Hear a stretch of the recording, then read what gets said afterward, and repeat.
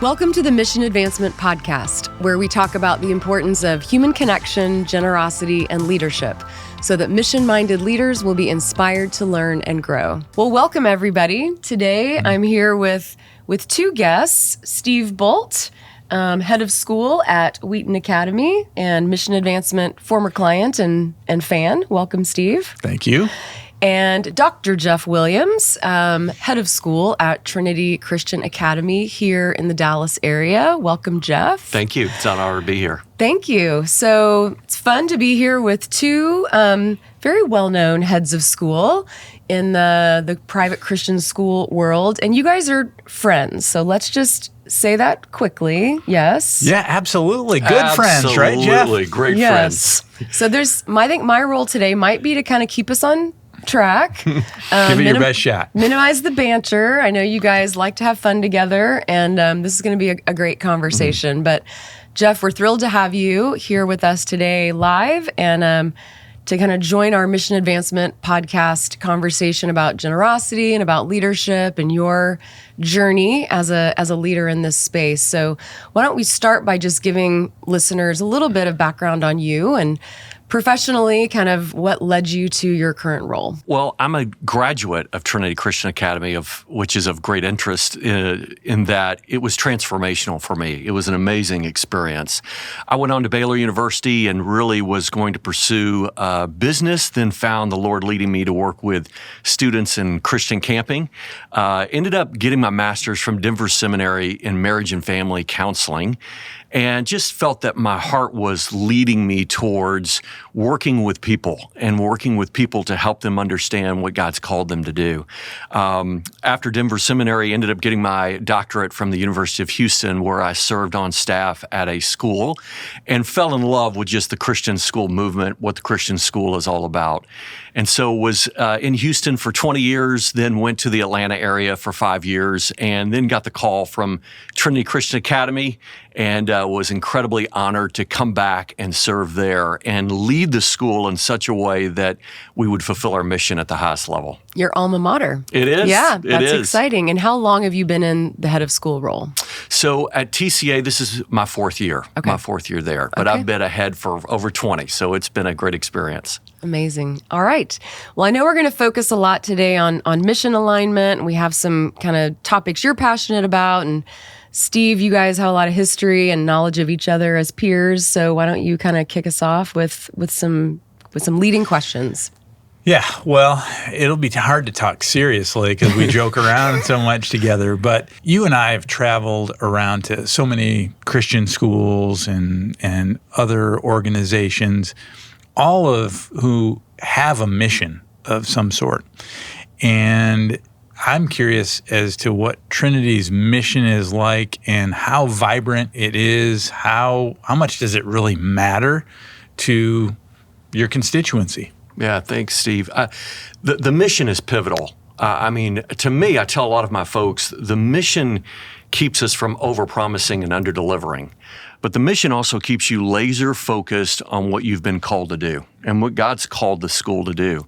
We're not trying to be any other school. There's some amazing Christian schools, especially just in the Dallas area. We want to be the best TCA that we can possibly be. And so our mission is extremely intentional. What I have done is kept the mission at the forefront of everything we do. So every board packet has the mission at the forefront, at the top of it, and we read through it before we get started. Every classroom has the mission. Every office has the mission posted. Every all-staff meeting, I lead out with what the mission is. And I think it's important that every organization has got to understand what each word means in the mission, because those that created the mission at the beginning of the organization hopefully thought through, prayerfully considered each word and the power of each word and the importance of each word. And there's a reason for each word being in there, because each word keeps you focused on who you're to be, what God's called you to be, and what the school is intended to be. And so my focus coming into TCA, and really every school that I've been at, is keep the mission at the forefront of every single thing that you do. Because we live in a day and age where there are so many distractions, and it's so easy to pursue good things but they may not be in alignment with what your mission is. So don't overpromise, don't underdeliver. Just be intentional to say, this is who we are, this is what we're about, and this is what we're going to pursue.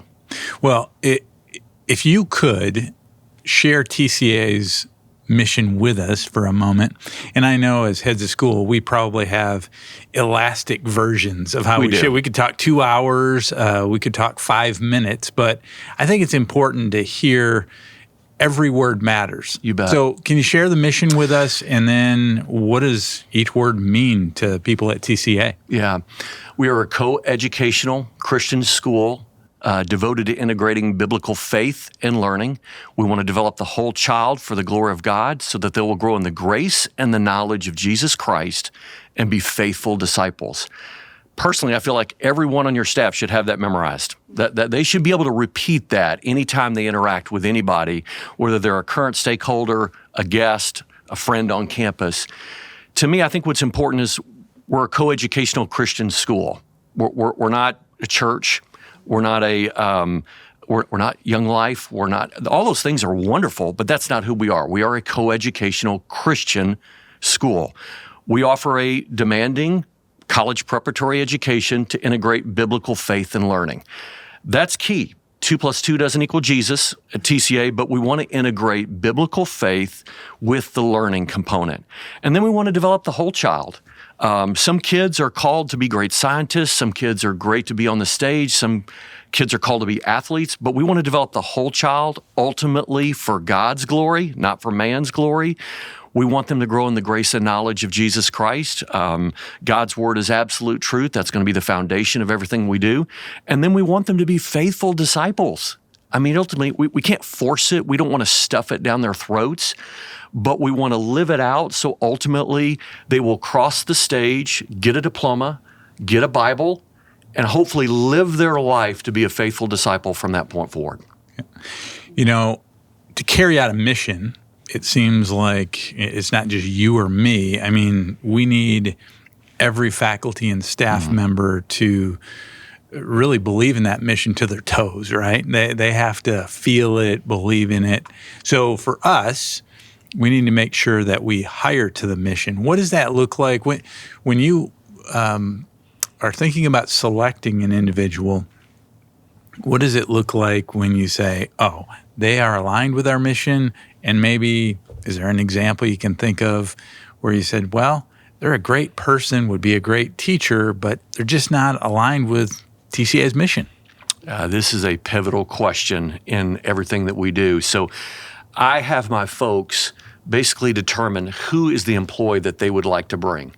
I am the final interview for every single person that is hired at TCA. And so they have got to meet with me before they get the final check. I look for 3 things. 1, do they love the Lord their God with all their heart, soul, and mind? 2, do they love kids? And 3, do they love their craft? Do they love what they do? I have a little sheet of paper on my desk that I go through with each one of them, and I give it to them. On the back is all of our doctrinal statements, so they know where we stand doctrinally. On the front side is really key. I talk about the mission, I talk about the passion, I talk about my vision for TCA, and there's a couple of key terms that I go over with them.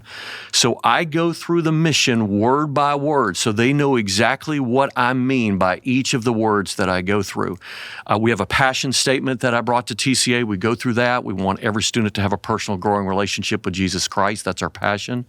Then I go over the vision for TCA with them. And then some key words just to kind of emphasize growth mindset versus fixed mindset, doing everything with excellence and so forth.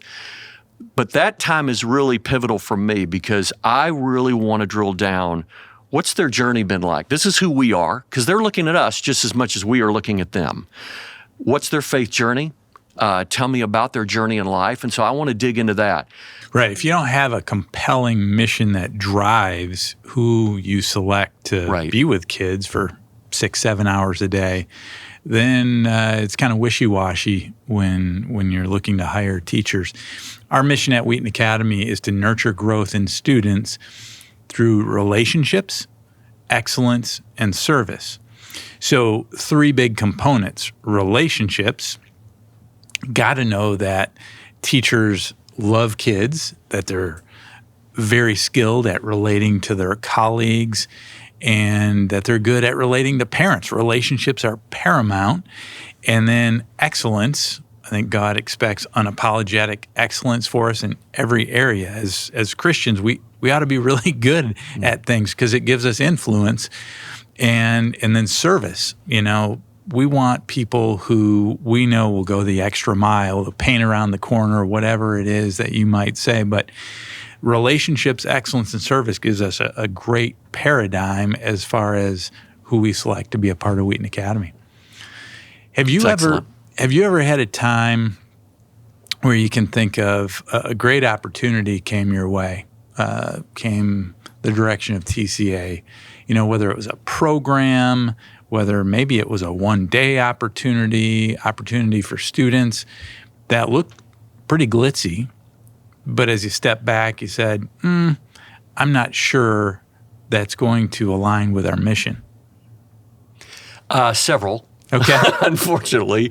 I mean, the way I think of it, we're trying to expand the kingdom is what our work is about. And the enemy hates what we do.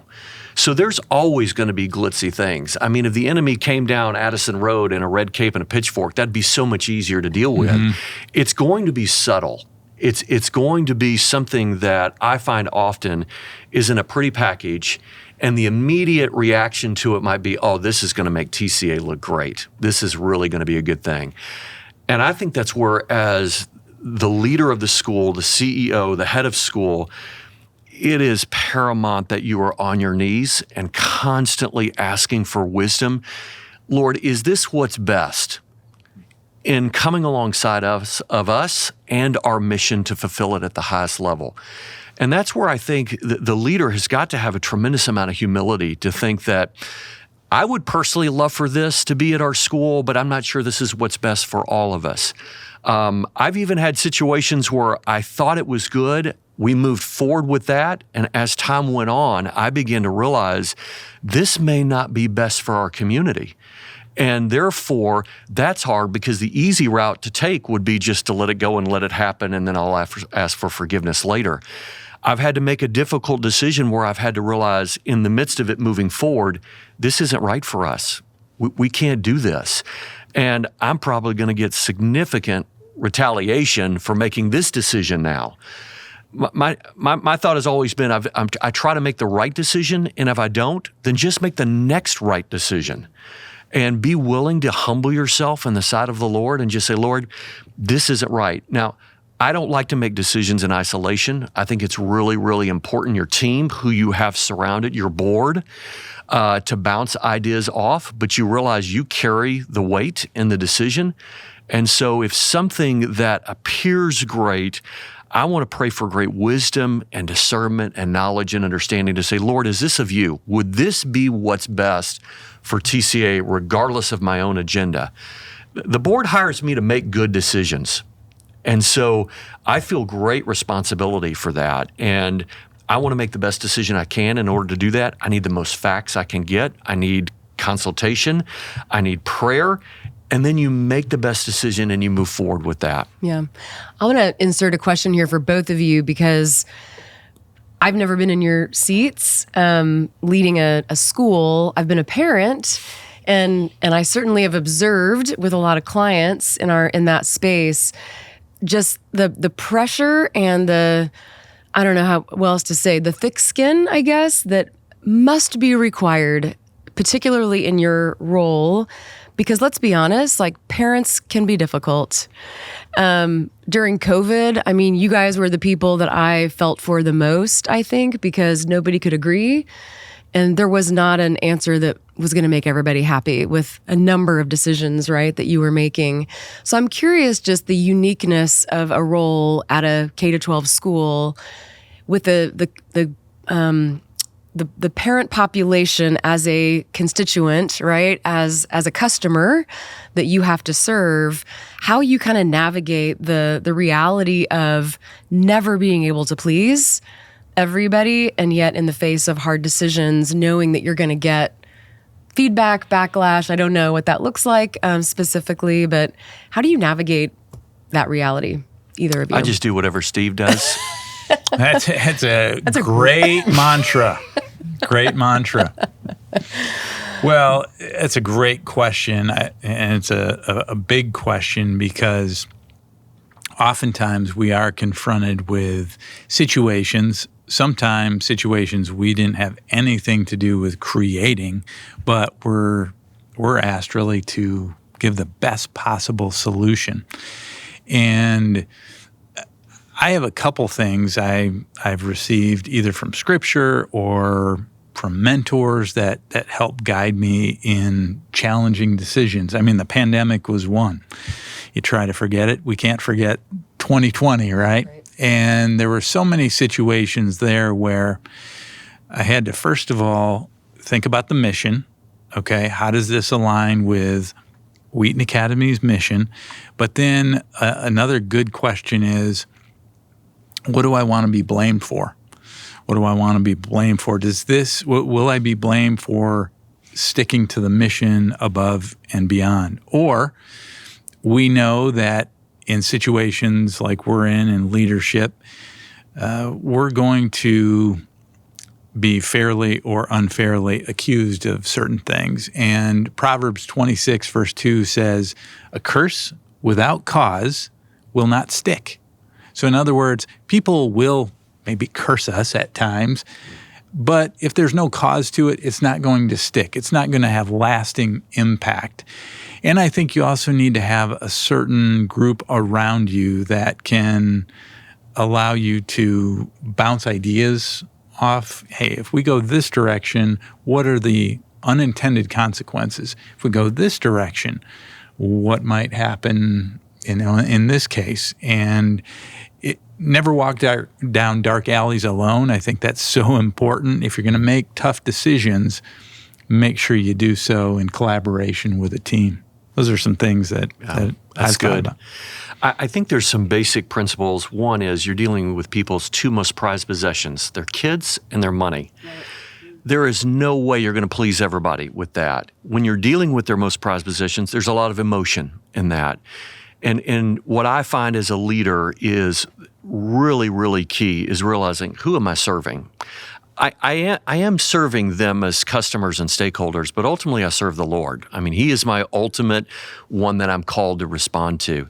I look at Joshua 1:9, "Have I not commanded you? Be strong and courageous. Don't be dismayed, for the Lord your God is with you." And the board has hired me to lead the school. I am clearly not the perfect leader. I will not make all the right decisions.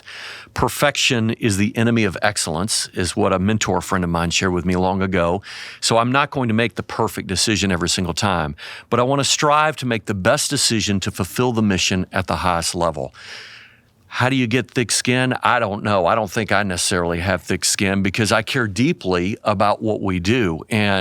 But I think what's really important for the leader is to think through that you need to be on your knees, have a spirit of humility, and realize what's going to be the outcome decision, good or bad, and then get that support group around you. The relationship with your board chair is pivotal to come alongside of you and say, am I missing anything? Am I off with this decision in any way, form, or fashion? Because when you look at each of the individuals throughout Scripture that God used, He often uses individuals that you would at least expect them to use, and then He takes them through journeys that they had no expertise on how to manage. I feel a lot of the same way running a Christian school, pre-K through 12. Lord, I wasn't prepared for this.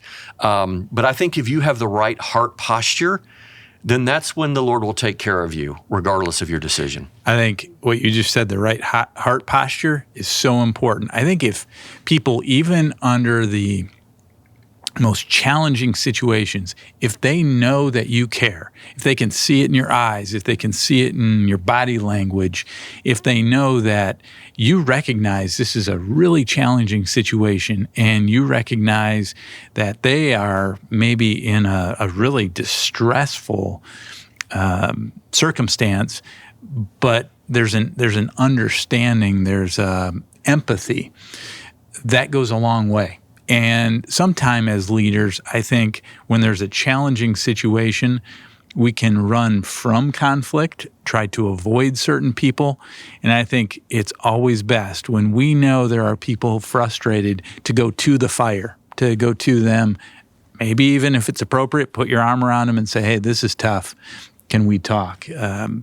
But our posture, like you said, is so important. Yeah. And that's a great kind of segue. One of the themes of our podcast is generosity. And it's not just financial generosity. That's obviously at Mission Advancement, what we teach and what we're passionate about. But we really want to expand the definition, because generosity, I think, comes in many forms. And what you're describing, Steve, is, a generosity of time, generosity of energy, compassion.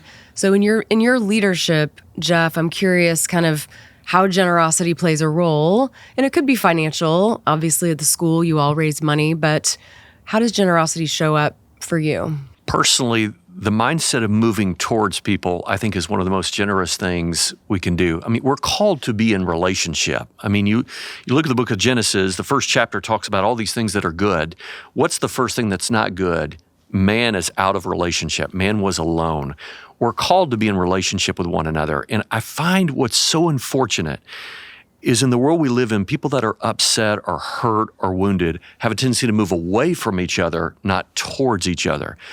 I think that's one of the most generous things we can do for one another. What did Christ do to the leper? He moved towards the leper and put his hands on the leper. To the blind man, he spit in the ground, got the dirt, and then moved towards him and put it on his eyes. Christ constantly was moving towards people. I think Christian schools, Christian organizations, churches, we have a tendency to move away. This is where COVID was a killer because it separated all of us.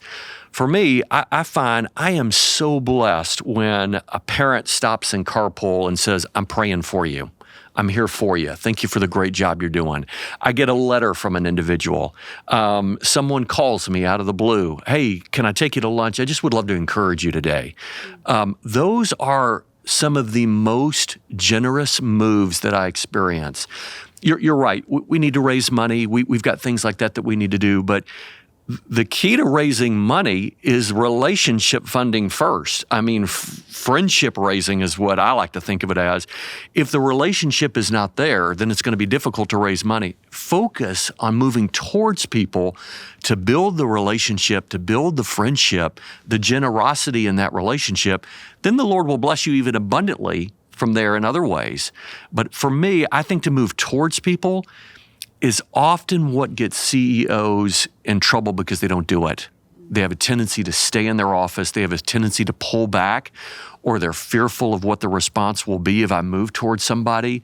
They see that sometimes as weakness, I'm afraid, versus really seeing it as strength, back to the heart posture mentality. So I think that is a pivotal component of being a leader. Encouragement's a part of that.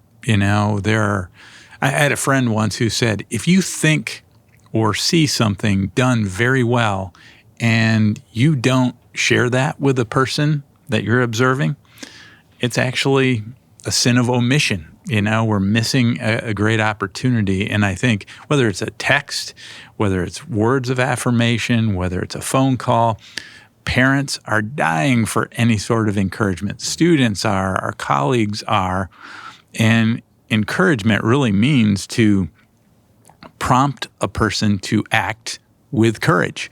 And so I think encouragement's such a big part of it. That's great. Ooh, I love that. I've never heard encouragement defined that way. That's good. Well, speaking of courage, that's perfect. One of the things we ask all of our guests as leaders is acts of courage that have been required of you. I think we're trying to create, a community here of leaders that feel understood, that feel heard, that, feel like they're not in this alone. And as I've said many times, just because you sit at the top of an org chart doesn't mean you have everything figured out. Maybe just the opposite. Maybe you have more things to learn when you're in a leadership role. So courage is a big part of stepping in, making decisions, maybe doing the hard thing. Anything come to mind for you, a challenge, a tension that has required courage from you? Anything at all? Let me pray about this and think through how long do I have. You're right. I mean, at some level, every day is a call to courage. Just to get up and get going and move in the world that we live in, because the enemy hates what we're doing. So you think, I'm going to go pursue something that the enemy wants to stop me from doing. That, first of all, takes a mindset of courage that God has called me to do this. I may not want to do it some days, but God has called me to go do this.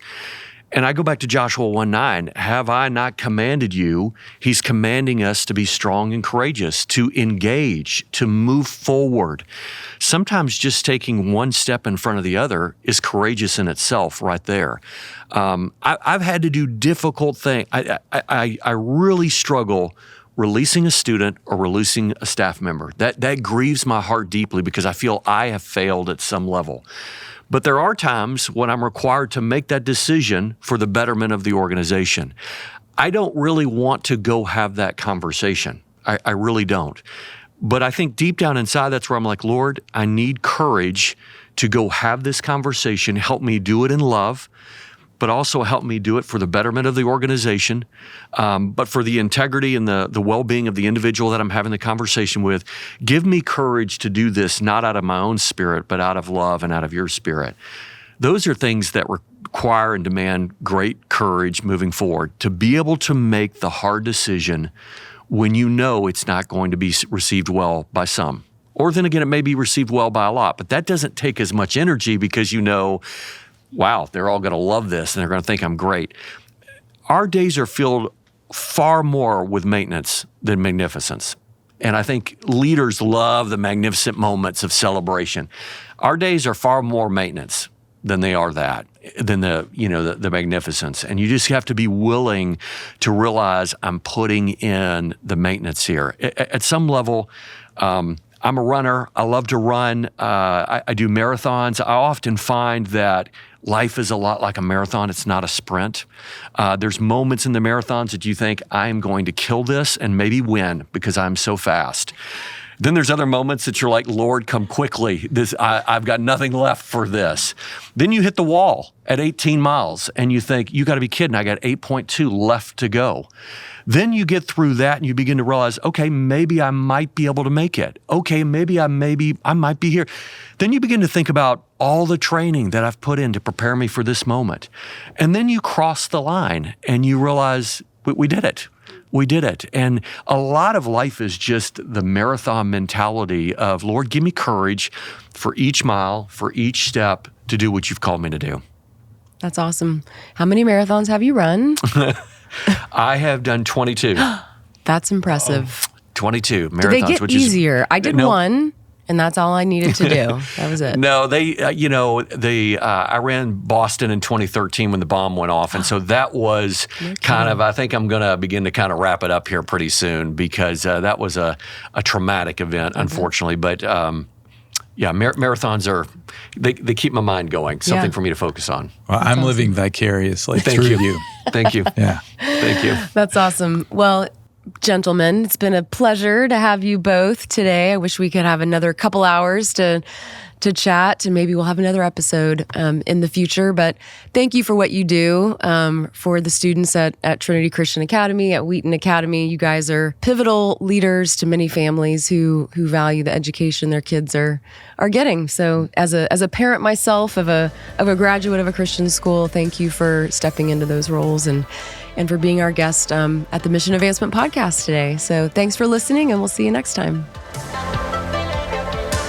Thanks for listening to the Mission Advancement Podcast.